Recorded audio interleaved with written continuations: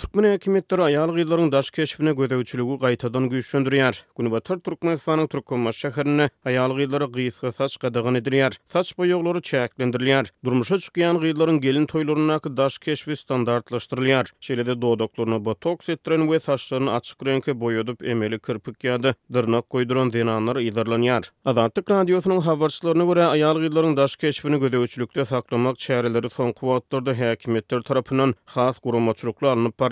Munyň bilen baglykda yerli häkimligiň düzümine ahlak terbiýesine gödäwçilik edýän ýörüýte topar döredilipdir. Bu topar zenanlar guramasy yerli polisiýa daralary we salgyt gullugy bilen birlikde iş alyp barýar. Ýörüýte topar gözellik salonlaryna gödäwçilik etmek, durmuşa çykýan gyzlaryň toý libaslaryny we daş keşfini milli standarta laýyk getirmek hem-de aýal gyzlaryň arasyna düşündürüş işlerini geçirmek ýaly wezipeler bilen borçlandyrylýar. Galy berse-de Hazaryň ýakasyna ýerleşýän şäherde soňky bir näçe güniň dowamyny aýal gyzlara gizlenlikde botoks etmek, ýüz ýygyrtlaryny aýyrmak ýaly hyzmatlary hödürleýän 3 tany gözellik salonunyň işi totudylypdyr. Ýa-da mundan öňe Türkmen häkimetleri zenanlaryň dodoklaryny botoks etdirmeklerini gadagan etdi. Hususan 2022-nji ýylyň aprelinde häkimetler zenanlaryň daş keşfine gödäwçiligi güýçlendirip bu ugurda gadagançylyklary we çäklendirmeleri täze berentliklere ýetirdi. Şu günler Türkmenbaşyda zenanlaryň saçlaryna terenjam bermek işleri hem häkimetler tarapyndan üns merkezine çekilýär. Dilden görkezme esasyna ýerine ýetirilýän täze düzgünler aýal gyzlaryň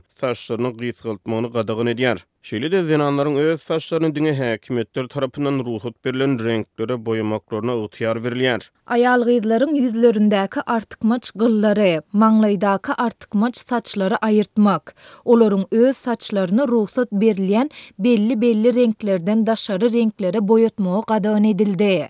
Şeýle-de mundan beýlek aýal gyzlary öz saçlaryny kelte kestirmek hem gadagan edildi. Diýip bir Türkmenbaşly zenan Azatlyk radiosynyň habarçysyna gurrun berdi. Türkmen häkimetleri zenanlaryň daş keşfine girýän çäklendirmelerini köplenç milli ahlak kadrlary we türkmen däp desturlaryna ıgrarlylyk ýaly wagyz nesihatlar bilen düşündirmäge çalışýarlar. Käbir kosmetik serişdeleriň gadagan edilmegi bolsa wagtly resmiler tarapyndan sanitariýa aladalary bilen esaslandyrylýar.